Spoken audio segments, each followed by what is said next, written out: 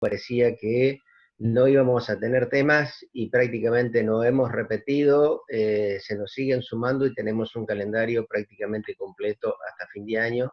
Es realmente muy auspicioso para seguir adelante con esto.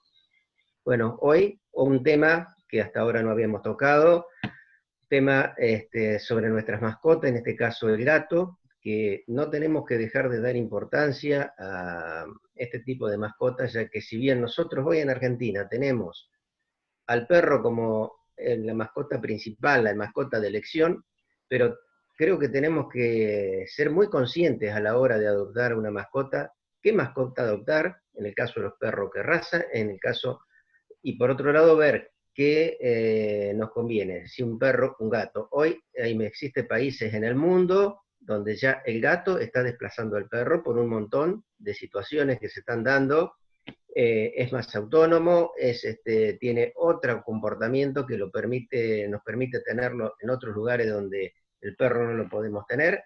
Por lo tanto, creo que es una charla más que oportuna y bueno, esperemos, Natalia, que sea del interés de todos los que están presentes. Así que bueno, muchísimas gracias e invitarlos a que se sigan sumando a todo este ciclo de charlas. La semana que viene seguiremos con el tema alimentos, que realmente está siendo algo muy atractivo y algo de lo que nos da una gran importancia de lo que es la profesión en la responsabilidad que tenemos en cuanto a inocuidad alimentaria.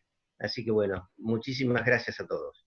Así es, Héctor. Bueno, le invitamos a Ignacio Cotanis a decir unas palabras de bienvenida a Natalia y a todos los 44 personas que ya están conectados con nosotros.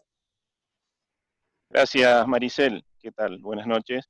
Un gusto, bueno, nuevamente encontrarnos una semana más, como decía Héctor, algo que pensábamos que iba a ser una charla cada 15 días, se ha tornado una charla por semana, con mucho interés.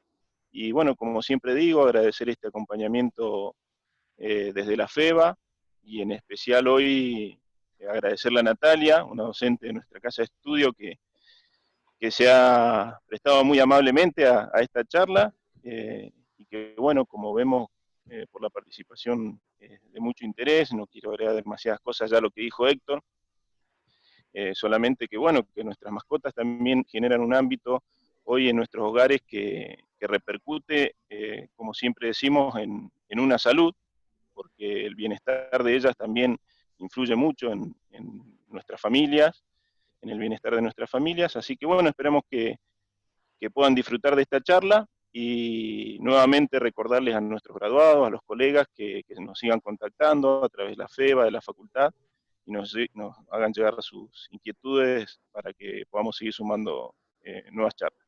Así que nada más, agradecerles nuevamente y que sea con éxito.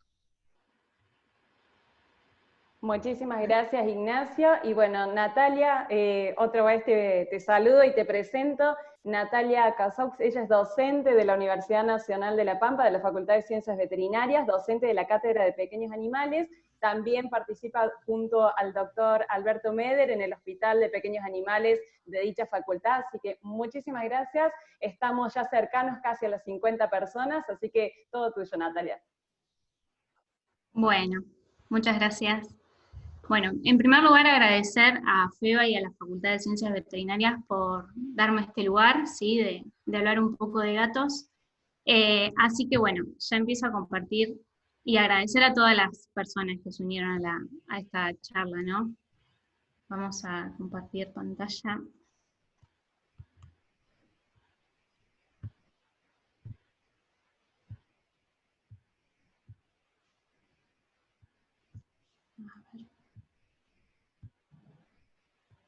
¿Ahí se ve?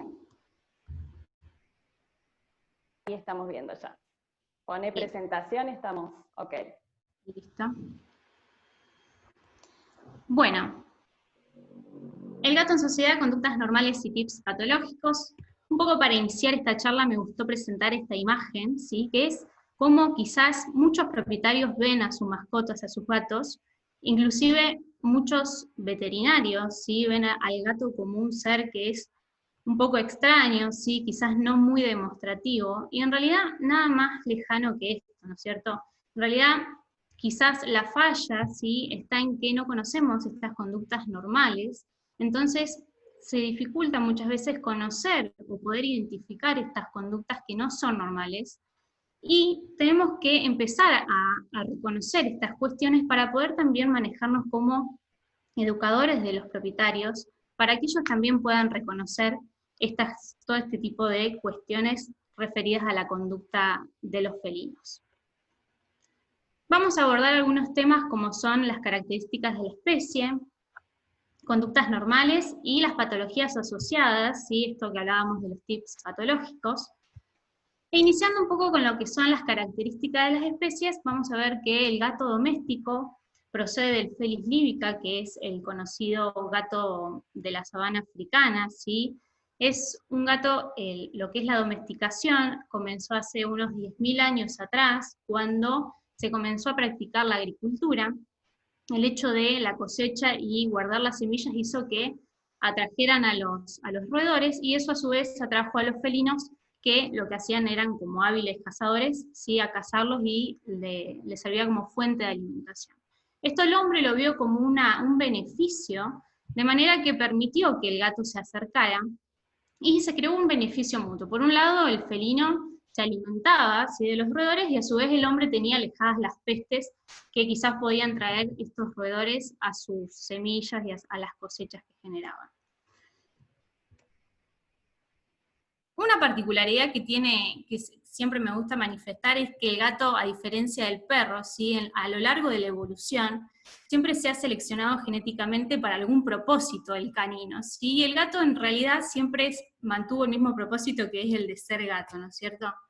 Tiene hábitos crepusculares. Esto quiere decir que, a diferencia de lo que se cree que quizás el gato es más activo durante la noche, el gato en realidad, el momento de mayor actividad se va a dar durante la tardecita y al amanecer. Son sumamente territoriales, ¿sí? No les gusta para nada que otros gatos o otros animales de otras especies ingresen a lo que es el territorio de uno, de manera que tienen ciertas formas de comunicar para que esto no suceda. Son carnívoros estrictos. Esto es muy importante saber, de que el gato tiene como fuente de energía principalmente las proteínas, de manera que es necesario que la fuente, ¿sí?, de alimenticia tenga una buena calidad de proteína, y a diferencia de los caninos, tienen un requerimiento proteico casi del doble, ¿sí? Entonces, hay que respetar estas cuestiones, y más ahora que está esta tendencia muchas veces de, si soy vegetariano o vegano, darle ese mismo tipo de alimentación a mis mascotas. Por otra parte, son cazadores solitarios y tienen una gran capacidad de huida y lucha. Siempre el felino, ante una situación peligrosa, amenazante, el primer instinto que va a tener es el de escapar, ¿sí?, el de esconderse, para mantener su salud física, ¿sí?, porque son cazadores. Más allá de que el felino esté bien alimentado, el hecho de cazar nunca se pierde. Entonces siempre el primer instinto va a ser el de huir. Y si no le queda otra alternativa, sí, el de lucha. Y como buen antecesor del Felis libica, ¿sí?, ocultan el dolor y la enfermedad, y esto es como un instinto de supervivencia, ¿sí?, para justamente esto que les comentaba recién, como son cazadores, ¿no es cierto?, el hecho de que no demuestran nada, ¿sí?, y estén hasta último momento, y es un gran dolor de cabeza muchas veces para los veterinarios, ¿no es cierto?, el hecho de poder identificar si nuestros gatos están padeciendo algún tipo de patología. Vamos a ver entonces cómo son algunos patrones comunicativos, ¿sí?, que tienen que ver con esto de respetarse los territorios, principalmente el territorio, la comida, etc. Comenzando con lo que es la comunicación visual, acá se refleja cómo es un gato normal, ¿sí? Es muy característica en la cola del gato, ¿sí? Un gato que está en una situación de confort, comodidad, va a tener su cola, puede estar descendida, relajada, ¿sí?, o bien parada hacia arriba, ¿sí?, y es común cuando uno recibe, cuando nos reciben, ¿sí? O recibe al propietario, que la cola tiemble un poquito, que se dice que es el saludo del gato. A medida que un gato se vuelve más temeroso, ¿sí? Adquiere una postura que es el cuerpo bien pegado en el suelo, ¿no es cierto? Con las orejas plegadas hacia atrás, lo más pegadas a la cabeza posible. Y a medida que un gato es más agresivo, como vemos acá de izquierda a derecha, siempre adquiere esta postura estática y genera una piloerección para dar la sensación de que es un animal mucho más grande. Otro tipo de comunicación visual que vamos a ver en los felinos es la referida a la comunicación facial. Un gato normal va a tener las orejas hacia adelante, ¿sí? Va a estar relajado, con una mirada que muchas veces parpadean. El parpadeo en el gato significa de que está sumamente tranquilo, ¿sí? Y también es una forma de saludo.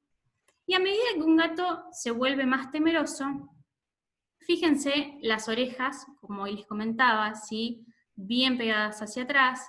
Se produce una midriasis significativa, ¿sí? Los bigotes suelen estar pegados sobre las mejillas, y en un gato que adquiere una postura que es agresiva, ¿sí? Las orejas es algo característico que se encuentra en una zona intermedia, ni muy adelante ni muy hacia atrás. Acá se pueden ver cómo son estas dos posturas, ¿sí? Una postura que es de miedo, es decir, una postura defensiva, y una postura ofensiva o agresiva, ¿sí? Acá están como los dos extremos bien visibles. Este es un pequeño videito donde se puede ver claramente cuál es el que tiene una postura defensiva, ¿sí? Y el que está teniendo una postura ofensiva o de agresividad. Siempre el gato, como hoy les comentaba, su primer instinto es el de huida. Fíjense que el gato que está teniendo una postura defensiva nunca va a tratar de hacer contacto visual con el oponente, ¿sí? Para no generar la pelea que se puede llegar a venir. Todas estas posturas son muy representativas en el gato. También tenemos este tipo de posturas, perdón, no quería silenciar pero no puedo, que es característico de la hembra en celo, ¿sí? Esta postura que adquieren se genera, el cuerpo lo pegan bien en el piso, ¿sí? Elevan la zona de la cadera, y se genera el signo de laterización de la cola, ¿sí? Que es bien característico de una hembra que está en celo. Este signo de laterización es importante cuando tenemos cachorras, gatas cachorras, ¿sí? Que están por entrar en celo, y tocamos en la base de la cola y se genera este signo, que es bastante característico. En cuanto a la comunicación sonora, el gato tiene distintos patrones comunicativos en cuanto a la vocalización, ¿sí? Vamos a ver que hay aquellos patrones que son con boca cerrada, y acá tenemos el ronroneo, que casi todos lo deben de conocer, y que se presenta en situaciones de confort, ¿sí? Cuando el animal se siente en bienestar, cuando el dueño le está haciendo alguna caricia, pero también muchas veces se presenta cuando el gato tiene un dolor agudo, ¿sí? Y lo hacen para poder autocalmarse. El maullido de comunicación, que se genera cuando uno lo nombran al gato, ¿sí? Es como una pequeña vibración que se genera. Después tenemos los de boca abierta o boca cerrada, que es el maullido. El maullido se dice que en la evolución del gato lo desarrolló para poder comunicarse con el hombre. Y el clásico maullido sexual de las hembras que están en celo, ¿sí? Que se escuchan a la noche. Esos gritos estarían dentro de lo que es boca abierta y cerrada. Y por último, el de boca abierta, que son los gruñidos, bufidos, ¿sí? Que se generan en las peleas. ¿Sí? Son sonidos largos que se dan con la boca abierta. Gruñido, aullido, bufido, ¿sí? Tienen distintos términos. En cuanto a la comunicación olfativa, esta es una de las comunicaciones más importantes en los felinos, ¿sí? El olfato está, ni bien nacen los gatitos, y es lo que le ayudan a localizar las mamas de las gatas, ¿sí? Piensan que el nervio olfatorio está mielinizado, entonces de esa manera las señales llegan mucho más rápido, a diferencia del resto de los nervios del sistema nervioso, y desempeñan un papel importante en lo que es la organización social y en la reproducción. Vamos a ver, en primer lugar, la comunicación a través de la orina, ¿sí? Esto es una conducta dimórfica, ¿sí? Que generan principalmente los machos cuando llegan a la madurez sexual, y las hembras lo hacen cuando se presentan en celo, ¿sí? Para poder demostrar de que están receptivas a los machos, ¿sí? Se dice que es splashing, este tipo de comunicación olfativa con orina, ¿sí? Es el marcaje con orina. Adquieren esta postura en estación los gatos, sumamente diferente a lo que es una micción normal, donde adquieren una posición en semiestación y elevan un poquito la cola. En este caso, los gatos quedan en estación, elevan completamente la cola y orinan en forma de spray en lo que son las superficies verticales, que pueden ser plantas, tapiales, lo que sea. Muchas veces se puede llegar a presentar en respuestas de estrés o ansiedad también este tipo de conducta. La comunicación con heces tiene, o sea, como fin la demarcación de los límites territoriales. Hoy le comentaba que los felinos son muy territoriales y la forma que tienen de delimitar justamente su territorio es a partir de las heces. Lo que hacen para poder delimitar, una vez que defecan, lo dejan a la vista, no lo tapan con tierra como lo hacen habitualmente, y este tipo de conducta lo hacen en lugares elevados, es decir, en techos, en tinglados, donde sea visible. Y la comunicación por feromonas, que es un tipo de comunicación química, ¿sí? Ahora vamos a ver un poco más de esto. ¿De dónde salen estas feromonas? ¿Sí? Tenemos distintas glándulas, las glándulas de las mejillas, las glándulas temporales, las submandibulares y las periorales, y por otro lado tenemos las glándulas supracaudal y las glándulas caudales y las interdigitales. De todos estos lugares, el felino libera feromonas que dejan un mensaje. Esto que dejan un mensaje significa justamente, mensaje que produce un efecto, ¿sí? Al felino le sirven las feromonas para poder sentirse propio de un lugar, o que ciertos muebles de una casa, o también con las personas, pertenecen a su entorno, a su familia, ¿sí? Y el órgano encargado de captar este tipo de feromonas es el órgano vómero-nasal.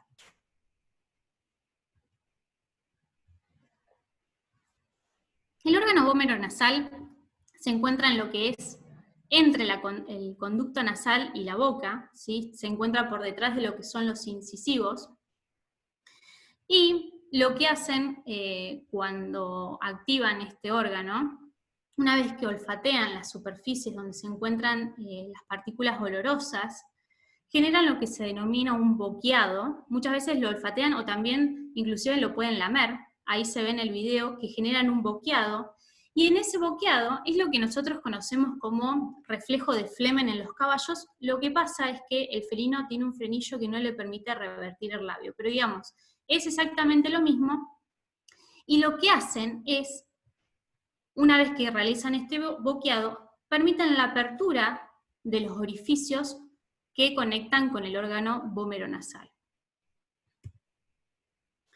En cuanto a la comunicación táctil, es una conducta afiliativa, ¿sí? Lo que hacen mediante este tipo de comunicación es afianzar vínculos. No solo se presentan las especies felinas, sino en el resto de las especies, y también lo utilizan para lo que comentábamos anteriormente, esto de dejar sus olores para que esa persona, ese otro animal, a ellos lo consideren como dentro de su familia.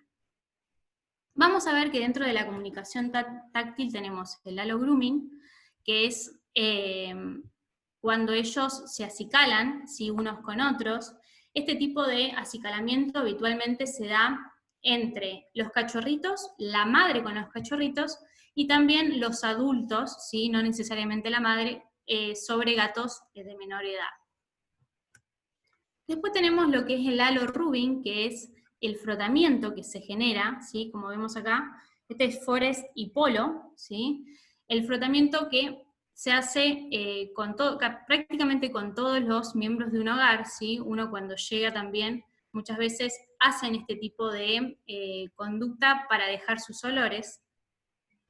Y por último, tenemos lo que es el amasado, que es una actividad que se realiza muchas veces no, se realiza durante el amamantamiento. Los cachorros lo que hacen es masajear las mamas de las madres para estimular. Entonces se dice que esto le da a un momento placentero, entonces lo generan también cuando ellos se encuentran cómodamente. Bien, arrancando con lo que es el comportamiento felino, cuáles son los distintos patrones comportamentales. Les traigo esta guía de necesidades medioambientales en los felinos que está escrita por la Sociedad Internacional de Medicina Felina y habla acerca de cuáles son los pilares fundamentales para el bienestar felino en relación a las conductas. Vamos a ver que el primer pilar que se considera fundamental para el bienestar felino es proporcionar un lugar seguro. En segundo lugar, lo que tiene que ver con proporcionar fuentes múltiples y separadas de recursos ambientales clave. Permitir el juego y la conducta predatoria. La interacción entre el gato y el propietario de una manera positiva, regular, predecible. Y un entorno que respete la importancia del sentido del olfato. Ahora vamos a ver un poco cada una de ellas. En primer lugar, el hecho de proporcionar un lugar seguro. Esto es, si recuerdan lo que habíamos hablado al comienzo, el felino siempre el primer instinto que va a tener es el hecho de escaparse, huir y poder esconderse cuando una situación lo supera. En situaciones que para ellos son amenazantes, situaciones estresantes, hay que permitirle que el gato pueda esconderse. Muchas veces lo hacemos proporcionándole alguna caja, ¿sí? O también vienen estos rascadores que a su vez tienen escondites, o el gato es muy frecuente de que se pueda ocultar en los armarios, ¿sí? Entonces, brindarle esa posibilidad de que ellos se puedan esconder ante situaciones que no pueden controlar. El segundo pilar es el hecho de proporcionar fuentes múltiples y separadas de recursos ambientales. Y acá vamos a ver, en particular, cómo tiene que ser, o cómo es la conducta de alimentación, la hidratación, la conducta de eliminación, de juego, de rascado y las áreas de descanso. Siempre estas fuentes de alimentación, hidratación, etc., si tengo dos gatos, cada uno tiene que tener acceso en forma privada particular, ¿sí? No puedo, el gato es importante que no comparta estas fuentes o estos recursos, ¿sí? Comenzando con lo que es la conducta alimenticia, vamos a ver que el gato no tiene momentos determinados para alimentarse, como en el caso nuestro, ¿sí? Que lo hacemos al mediodía, a la noche, a la mañana desayunamos, sino que el gato va a alimentarse durante todo el día y más que nada en el momento que se encuentra más activo, ¿sí? Acuérdense que son crepusculares, entonces el momento que más ingieren comida es en el momento del amanecer y al atardecer. Esto lo hacen en raciones frecuentes y de pequeños volúmenes, ¿sí? El gato, si se vive en libertad, ¿sí? Puede llegar a cazar entre 10 a 20 presas para poder consumirlas. Hablamos de presas muy chiquitas, roedores, insectos, pajaritos, ¿sí? Entonces, lo que se recomienda es que, si está la posibilidad, darle la ración que requieren en el día y que ellos administren su comida. A veces pasa de que si hay otros animales, se genera competencia, entonces en el momento que yo le di de comer, se comen absolutamente todo. También sucede que hay gatos que son un poco que son de comer más, entonces vienen este tipo de instrumentos, ¿sí? Que son bolitas donde ellos se las rebuscan para poder sacar los granitos de alimentación, sino algo más casero, ¿sí? Los maples de huevo, colocar ahí para que ellos tarden un poquito más en comer si son un poco más glotones. Tienen una particularidad los felinos que tiene que ver con la neofobia alimentaria y la aversión alimentaria. ¿Qué es esto de la neofobia alimentaria? Los gatos siempre van a preferir alimentarse de alimentos que ellos conozcan, que estén familiarizados. Y esto se puede llegar a revertir, pero cuando son animales jóvenes, es decir, a una edad temprana, yo puedo acostumbrar al gato a que se acostumbre a comer distinto tipo de alimento. Pero si no lo hice en una edad temprana, cuando son adultos, por lo general tienen esta cuestión de la neofobia alimentaria. No van a aceptar otro tipo de alimento que el que venían consumiendo. Y la aversión alimentaria, importante en internación, ¿por qué pongo esto? Muchas veces sucede que ellos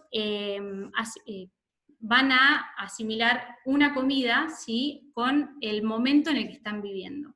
Por ejemplo, si yo tengo un paciente renal internado, un paciente diabético, se dice que uno tiene que dar una dieta sacrificio, ¿sí? Es decir, no darle la alimentación que va a requerir esa patología, porque el gato asocia ese momento que está viviendo de su malestar por la enfermedad misma y por el hecho de que no está en su entorno, quizás está con un perro que está ladrando al lado, olores extraños, ¿sí? Entonces asocia esa situación con la alimentación que le brindan en ese momento.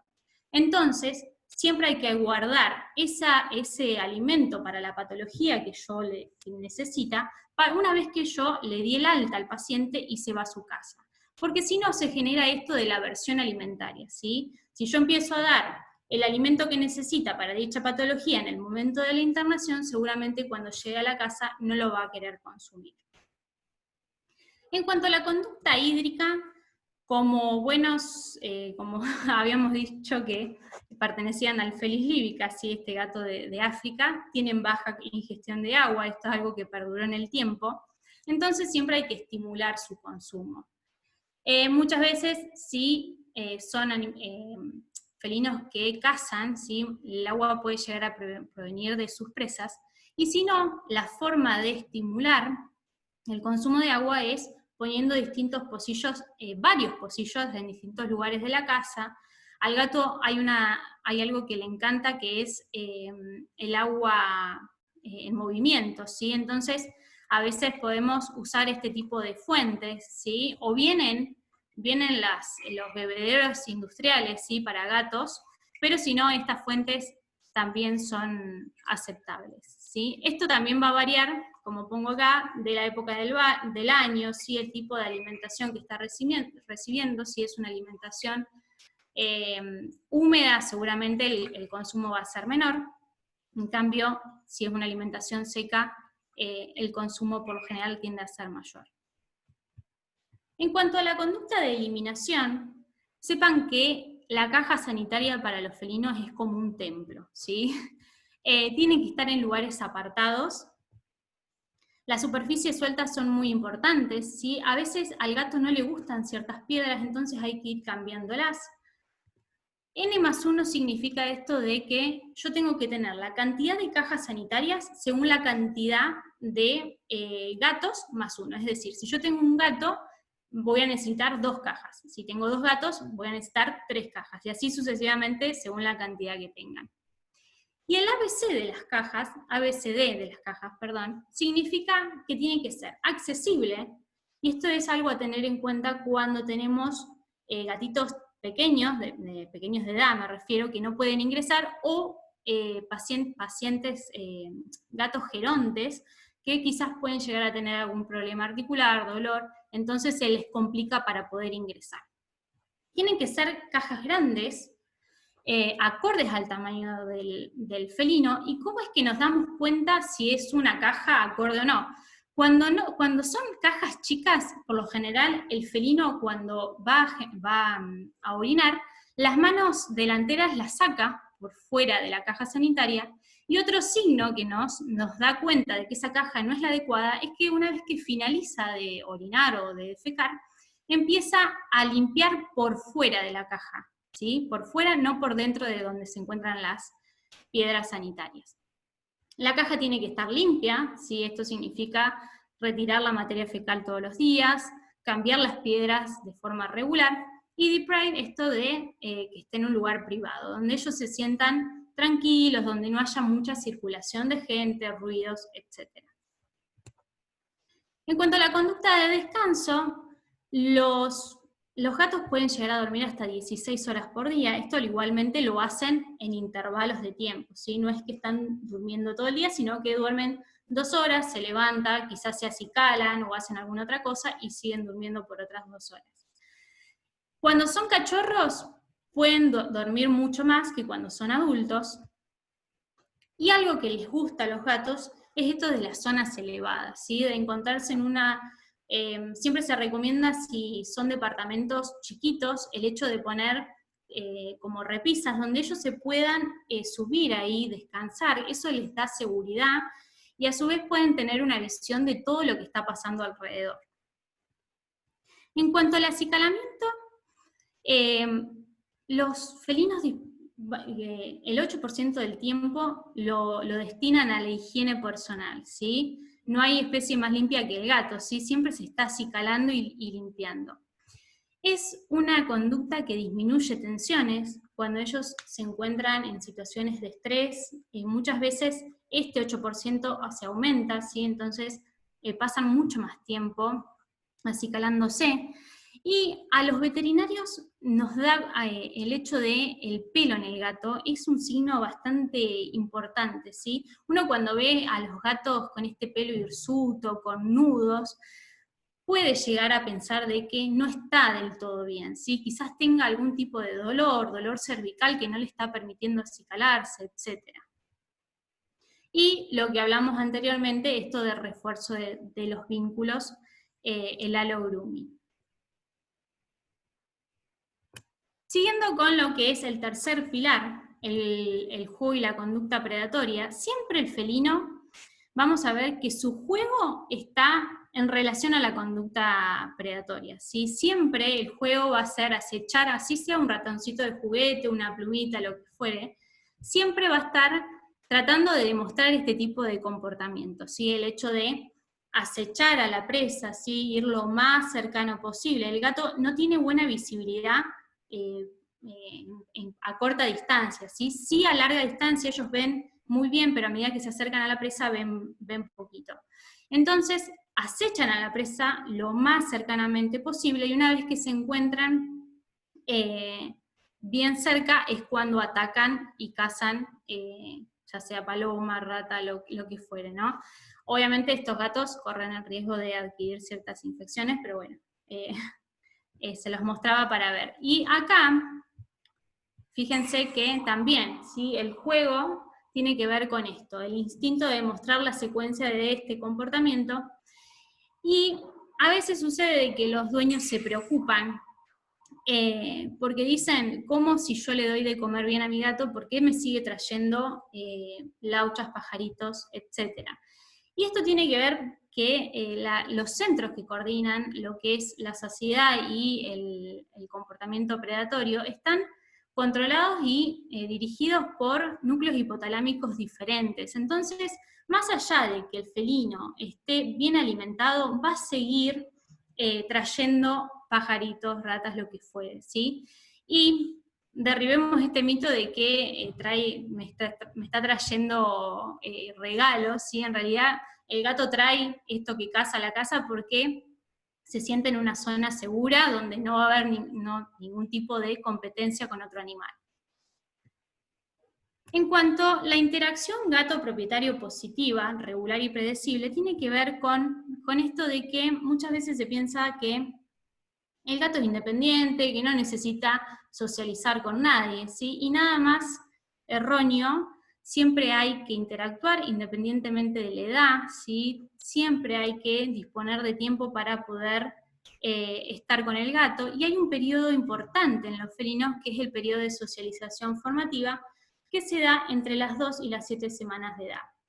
En este periodo es importante que los gatitos puedan tener contacto con otras especies, con un perro, con otros gatos, con varias personas, no con una o dos personas, sino con varias personas, y en un futuro estos gatos se sabe de que son menos miedosos, que se estresan tienen mejor respuesta frente a situaciones estresantes. Entonces es importante, si está la posibilidad de que tengan este periodo de socialización, generar estos vínculos con otras especies y con demás personas. Se recomienda siempre de que la interacción sea en baja intensidad, ¿sí? Estoy un ratito, pero varias veces al día, ¿sí? Porque muchas veces si nos quedamos jugando o acariciando al gato, no lo tolera demasiado y se puede llegar a venir el rasguñón o la mordida por detrás.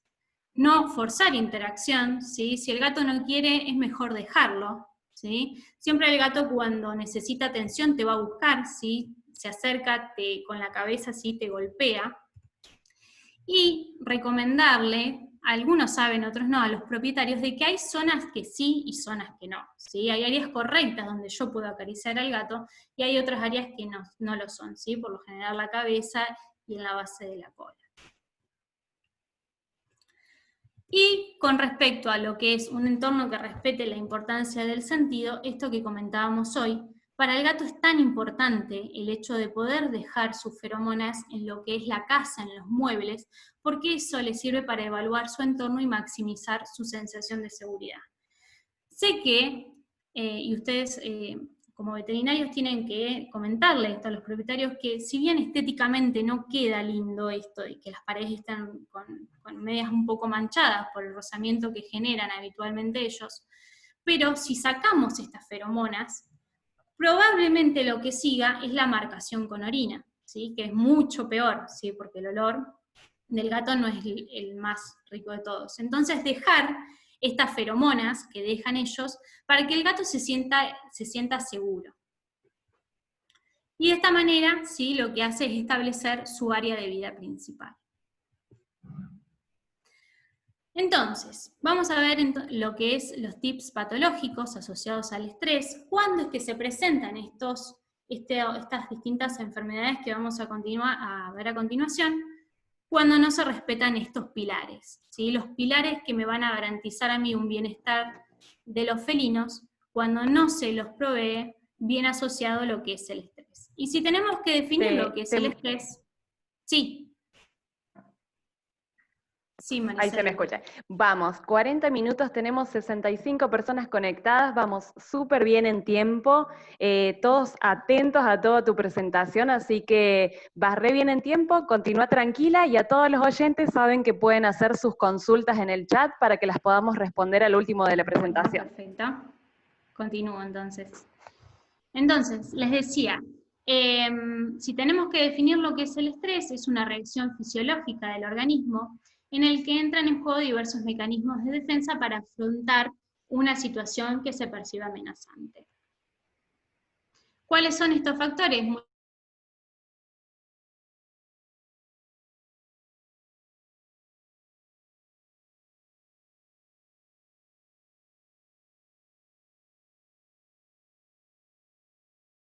Orinando fuera de la caja, sino es que no está llegando a la caja y el signo clínico que estamos viendo es una poliuria, ¿sí? O no voy a diagnosticar una alopecia psicogénica, ¿sí? Que vamos a ver a continuación, sin antes haber descartado que ese felino esté libre de pulgas o de algún tipo de sarna. Entonces, estas enfermedades o estos comportamientos de estrés, yo los voy a diagnosticar una vez que descarté el resto de las patologías. Acá les traigo un paper, ¿sí? Que se hizo, ya tiene varios años, pero es muy interesante, se hizo en el año 2010 aproximadamente, y trata de esto, de los comportamientos de enfermedad en respuesta a eventos externos inusuales, y se utilizaron dos tipos de grupos.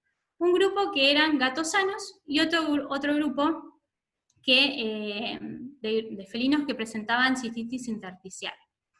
Entonces, lo que hicieron, duró aproximadamente 1 año y medio. Al principio se los metió en un lugar, en un hogar, ¿sí? En jaulas que estaban enriquecidas, y se los acostumbró a que todos los días iba un mismo operario a darles de comer a una determinada hora, tenían una temperatura siempre siempre igual, las horas luz también, ¿sí? Se mantenían, eran de 8 a 8, en determinados momentos les ponían música, ¿sí? Había interacción entre el operador y los felinos, etcétera, ¿sí? Y en un momento dado, ¿sí?, de este experimento, se empezaron a modificar todas estas cuestiones. De repente, el operador que les daba de comer todos los días lo cambiaron, y un día iba otro operador, ¿sí?, distinto, y iban modificando las distintas personas. De repente se dejó de interactuar con los felinos, no se les limpiaba las cajas sanitarias cuando antes se limpiaban a rajatabla todos los días, y empezaron a ver algunos signos de enfermedad a estos eventos externos inusuales. Lo que vieron fue principalmente signos gastrointestinales altos, lo que se manifestó fue el vómito principalmente, periuria, es decir, la eliminación fuera de la caja sanitaria, inapetencia, ¿sí? Algunos gatos empezaron a dejar de comer, y fíjense que no hubo diferencias prácticamente entre los gatos normales, sin ningún tipo de patología, comparados con los gatos que poseían la cistitis intersticial.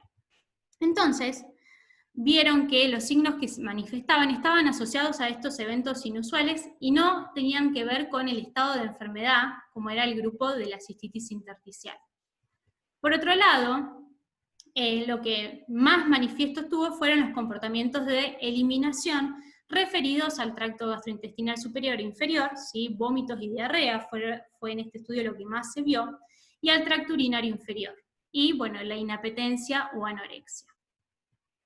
Y un dato no menor, que es sumamente importante, es que los gatos que tenían cistitis intersticial felina, en el momento, en el periodo de acostumbramiento que los ingresaron a estas jaulas que estaban enriquecidas, con un ambiente enriquecido, empezaron a disminuir las ocurrencias de obstrucción y los signos referidos al tracto urinario inferior. Entonces, vamos a ver que algunas de las patologías que están asociadas al estrés tienen que ver con la supresión de la función del sistema inmunológico, ¿sí? Sabemos que los felinos, el cortisol, es un inmunosupresor, de manera que de repente un gato adulto puede llegar a tener nuevas infecciones o reaparición de infecciones previas, ¿sí? Como este gatito que de repente empezó a tener signos de respiratorios causados por herpes virus, o podemos tener estos gatos adultos que de repente tienen diarreas por coccidios, y siempre hay que, frente a estas situaciones, descartar de que no haya un retrovirus, ¿sí? BIF o BILEF, que también son virus inmunosupresores, entonces hay que hacer esa diferencia. Por otra parte tenemos lo que son las enfermedades gastrointestinales. Cuando se produce estrés hay una alteración de la barrera intestinal, aumento de la permeabilidad y una reacción inflamatoria local que hace que muchas veces los felinos puedan presentar vómitos o diarreas. O bien los vómitos son de origen psicogénico, ¿sí? Se estimulan los centros altos del sistema nervioso central, entonces de esa manera puede llegar a haber la presencia de este tipo de vómitos.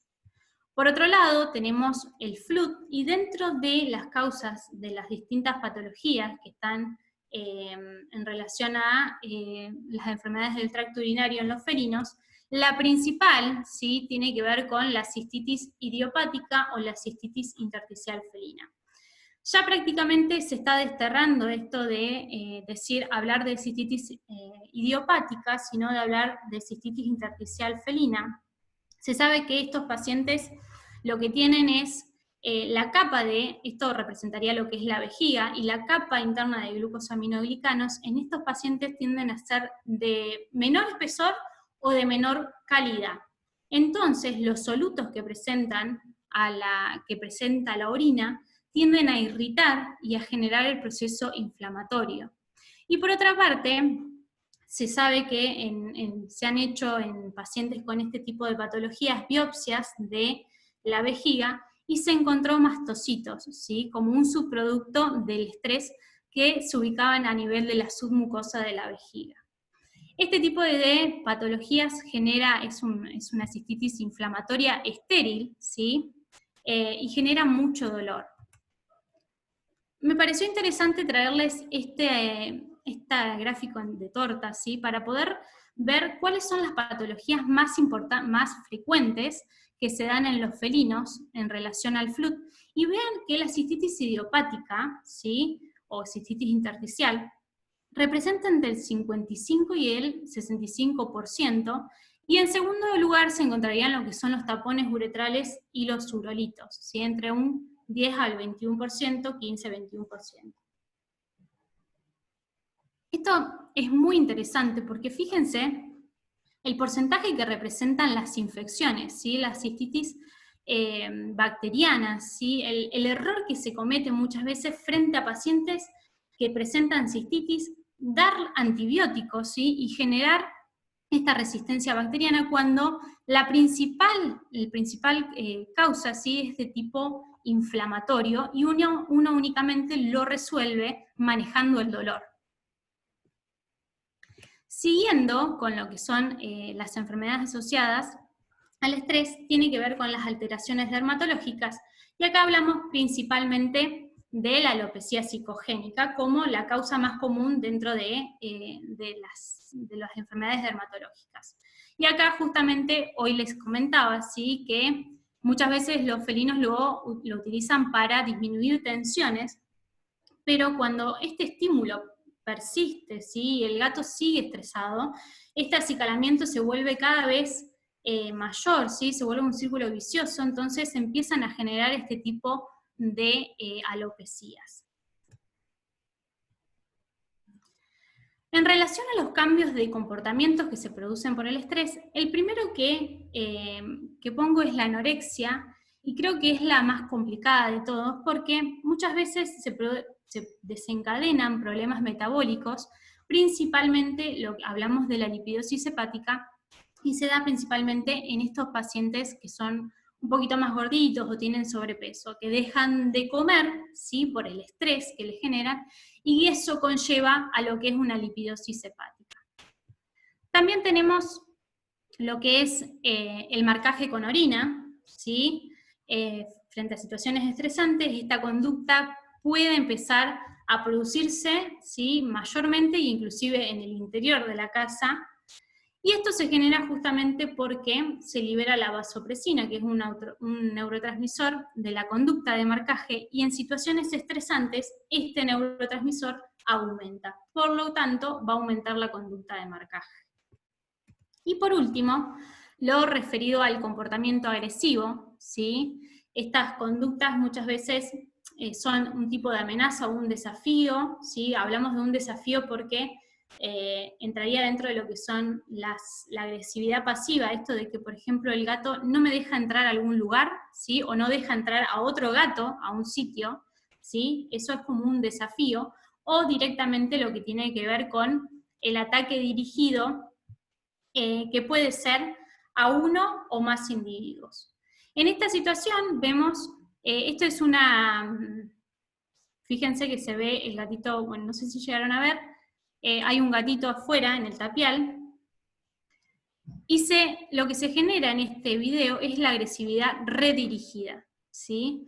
Cuando el gato no tiene el blanco que está generando esa agresividad, no lo tiene disponible, va a dirigir su agresividad a otra, ya sea a otro individuo, que puede ser, ahora vamos a ver, como este caso, a una perra, ¿sí? O si en ese momento pasar una persona, la agresividad va a ir dirigida hacia esa persona. Y eso es lo que se denomina agresividad redirigida. Bien, para finalizar un poco, ¿qué es lo que debemos hacer frente a esto?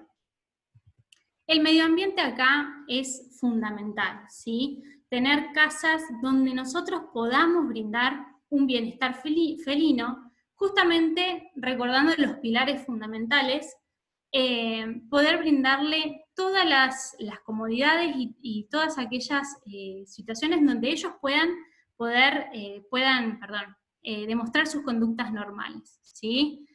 Después, la modificación de las conductas tiene que ver con esto de, si hizo algo bien, premiar esa situación. Por ejemplo, si el gato antes no hacía no hacía las necesidades en la caja sanitaria y lo empezó a hacer, premiar esa conducta, ¿sí? Dándole alguna golosina o demás, y castigar, no con un castigo físico, porque es contraproducente, pero castigar las que no son conductas buenas, ¿sí? ¿Cómo lo hago? Por ejemplo, con el uso de algún rociador, ¿sí? Rociarle un poquito la nariz, que eso le genera aversión, o si el gato me está haciendo pis en la cama, en el sillón, lo que se recomienda es poner papel de aluminio, ¿sí? en esos lugares. Entonces el contacto con ese papel, ¿sí? Y el ruido le genera aversión y dejaría de hacer ese tipo de conductas en los sillones o en la cama, donde sea. Y por último, en este plan, el plan de las 3 M's se llama, es el medicamentoso, que es el último recurso que yo tengo que hacer una vez que ya trabajé sobre el medio ambiente, una vez que ya trabajé sobre la modificación de las conductas. Lo que voy a hacer es el uso de medicamentos frente a la agresividad, la eliminación inadecuada, etc. ¿Sí? Hay diversos medicamentos o alimentos medicados que tienen triptofano, ¿sí? Valeriana, inclusive vienen estos sustitutos como pomadas, ¿sí? O el uso, muchas veces lo que se recomienda es iniciar con el uso de las feromonas sintéticas en los distintos ambientes que tienen como los apacigua a los felinos cuando se hace el uso de esto, que también se usa mucho en lo que son los consultorios para los gatos, ¿sí? En los consultorios felinos. Bueno, fui un poco rápido, no sé si alguien tiene alguna pregunta. Excelente, Natalia. No sé si ahí me escuchás. Sí, sí, sí. Perfecto, tenemos 63 personas escuchándote todo el tiempo y muy atentos, así que agradecidos a todos los que estuvieron. En un momento se me cortó ahí un poquito, así que lo tengo a Ignacio de anfitrión, que justamente debe estar asistiendo el parto de su perrita, espero que nos pueda escuchar. Si querés cortar la presentación y te voy pasando las preguntitas que tengo ya anotadas. Mira, yo lo tengo acá mi malcriado, que también te está escuchando. Bueno, Natalia, mira, una de las preguntas apunta a, ¿cómo se hace para introducir un gato adulto a un hogar con gatos y perros? Introducir un gato nuevo y adulto a un lugar donde ya está habitado por gatos y perros. Bien. Cuando yo necesito, esto es para cualquier tipo de gato, o también se hace con los perros, ¿sí? Con otro tipo de especie. En los gatos hay que darle tiempo, ¿sí? Y hay un periodo que primero lo que se hace es dejar al gato en un lugar, al gato nuevo, en un lugar donde los otros gatos puedan olfatear su aroma, ¿sí? Por ejemplo, lo ubico en un lugar, en una habitación, donde por debajo de la puerta ellos puedan oler el olor del otro gato para empezar a acostumbrarse a esos olores, y a su vez que el gato nuevo se acostumbra a los olores de la casa, ¿sí? Y de los otros gatos. Es decir, la primera etapa es únicamente olfatoria, ¿sí? El segundo paso sería la visual, ¿sí? Que ellos a través de un vidrio o alguna rejilla o algo que los separe, que no haya contacto, se puedan ver, ¿sí? Y también olfatear, intercambiar olores. Y el tercer paso sería ya el del contacto, que ahí sí es cuando yo ya introduzco al gato nuevo con el resto de los felinos. Es decir, tiene que ser en 3 etapas, ¿sí? Y darle tiempo que el gato se vaya acostumbrando. Perfecto, o sea, súper entendido. Otra de las consultas apunta a si es normal el grooming entre gatos adultos hacia otras especies con las que conviven. Decía sí, principalmente perros. Sí, no es habitual, pero es normal. Y muchas veces pasa cuando se han criado juntos o cuando ya están varios años juntos, ¿sí? Que se sienten miembros de toda la misma familia. Sí, pero es normal, no es habitual, pero sí puede pasar. Otra consulta dice, ¿en qué grado condiciona el temperamento de la madre a las crías? Y esto creo que había leído más arriba que apuntaba muchas veces a esas gatas que son callejeras o que las encontramos en unos campos. Y apunta siempre a la pregunta del asesoramiento que va a hacer el veterinario, y esta charla justamente apunta a eso, a cómo asesorar a nosotros veterinarios para nuestros clientes. Bien, el temperamento sabemos de que está condicionado genéticamente y por el medio ambiente, ¿no es cierto? Por las vivencias que va a tener ese gato. Entonces, habitualmente las gatas que son ariscas, ¿sí? Que no tienen esta socialización, que viven, por ejemplo, en un campo, ¿sí? Donde no tienen mucho contacto, por lo general los gatitos tienden a ser o a heredar eso, ¿no? Ese temperamento, pero nosotros lo podemos llegar a modificar justamente en la etapa de socialización, que era lo que les comentaba, que era el periodo de 2 a 7 semanas, ¿sí? Es importante muchas veces, si tenemos la posibilidad de tener una hembra preñada, aprovechar en ese momento de acariciarla, ¿sí? Porque se dice que acariciarla y estar tiempo con ella, porque los gatitos, los cachorros, ¿cómo sería? Se dan cuenta de eso, ¿sí? Se acostumbran también. Entonces también ayudaría a que después, en un futuro, esos cachorros tengan un mejor temperamento. ¿Y qué más me habías preguntado? Ah, ¿cómo asesorar? Bueno, justamente eso, ¿sí? Tratar de que esa hembra que está preñada, tratar de acariciarla, que tenga una buena, si nosotros la adoptamos ya de grande, que a veces pasa, tratar de acostumbrarla, ¿sí? Habituarla a la caricia, no forzar los vínculos, obviamente, pero que ella se acostumbre para mejorar ese temperamento de los cachorros. Perfecto. Sí, lo del asesoramiento era más bien referido justamente a que hacemos muchas preguntas porque muchos de nosotros debemos tener gatos, pero más bien es que la pregunta la tenemos que hacer pensando en ese asesoramiento que vamos a dar después a nuestros clientes, ¿no? Exacto, exacto. Bueno, otra de las preguntas decía, ¿por qué una gata de un momento para otro decide dormir en la ropa de su propietario, siendo que tiene lugares para hacerlo y decide de un momento para otro utilizar las prendas de su dueño, vendría a ser? O sea, dormir en las prendas de su dueño.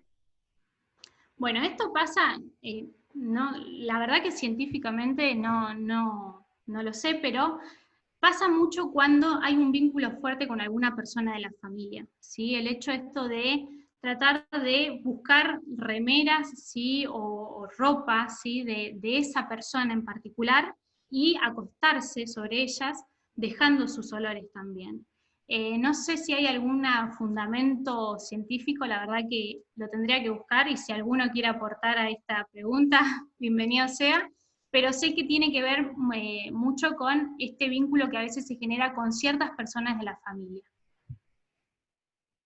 Bueno, Nati, estamos justo en el tiempo, estuvimos alrededor de las 63 personas conectadas, y vamos a ir a la pregunta del millón, incluso la ha hecho el doctor Alberto Meder, y es, ¿cómo hacemos con el pis de los gatos en la casa de los vecinos? ¿O qué nos podés decir sobre eso? Un tip que nos ayude para poder asesorar a nuestros clientes. Bueno, el principal error que se comete cuando hay orina de gato es usar lavandina, ¿sí? La lavandina atrae muchísimo a los gatos, no sé por qué, pero si nosotros limpiamos los lugares estos con lavandina, va a hacer que el gato siga, inclusive más, orinando en esas partes, y lo que se usa son estos líquidos, como voy a decir una marca acá, porque es la que siempre recomiendo, pero el Prosenex blanco, ese que viene, que es todo blanco, ese es el que se recomienda utilizar, porque no generaría este tipo de, que atrae a los gatos, ¿no es cierto? Nunca usar lavandina, sino usar este tipo de, no me sale el nombre químico que tiene, pero el Prosenex blanco es el que se utiliza para evitar de que sigan orinando en esa superficie. Bueno, perfecto. Muchísimas gracias, Natalia. Teníamos Amoníaco, otras preguntitas. Ahí están, sí, la dijeron, muchas gracias. No sé si vos tenés un correo electrónico o en tu presentación estaba para que te sigan consultando a vos. Si quieren, acá les dejo, ahí abajo se ve, Ahí está. Cualquier consulta que quieran hacerme, más que abierta a cualquier pregunta, así que me pueden escribir. Y bueno, muchísimas gracias a todos, para los que estuvieron escuchando ahí, y gracias nuevamente FEBA y a la Facultad de Ciencias Veterinarias por este lugar. Bueno, te llegan agradecimientos y felicitaciones de todos lados. Nosotros de la Federación Veterinaria estamos muy contentos de haber tenido a todos en esta charla. Lo invito al doctor Termina, si dice unas palabras de cierre, que lo escuché, lo vi muy atento ahí con su cámara prendida, aprendiendo de gatos.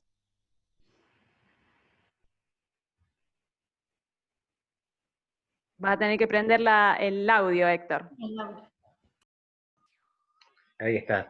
Bueno, muchas gracias, y por más que digas que estoy aprendiendo de gatos, siempre tuve gatos, así que conozco bastante de su comportamiento. Bueno, muchísimas gracias, Natalia, realmente muy interesante tu charla.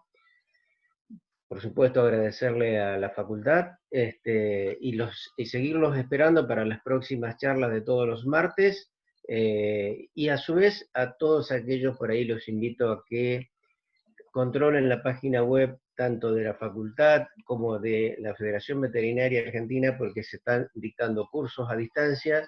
En este momento hay un par de cursos a distancia que tenían que estar comenzando esta semana y hemos postergado el comienzo, así que si a alguno le interesa alguno de esos cursos, puede chequearlo y ya está a tiempo de inscribirse. Así que bueno, muchísimas gracias a todos los que estuvieron presentes. Nuevamente, Natalia, facultad, a todos muchas gracias. Bueno, muchísimas gracias y nos estamos encontrando. Saludos a Ignacio, saludos a Héctor, y nos queda grabado para encontrarnos en otro próximo encuentro, el martes que viene entonces, con el área de alimentos, y vamos a seguir en este ciclo de charla FEBA y Universidad Nacional de La Pampa, Facultad de Ciencias Veterinarias. Gracias a todos.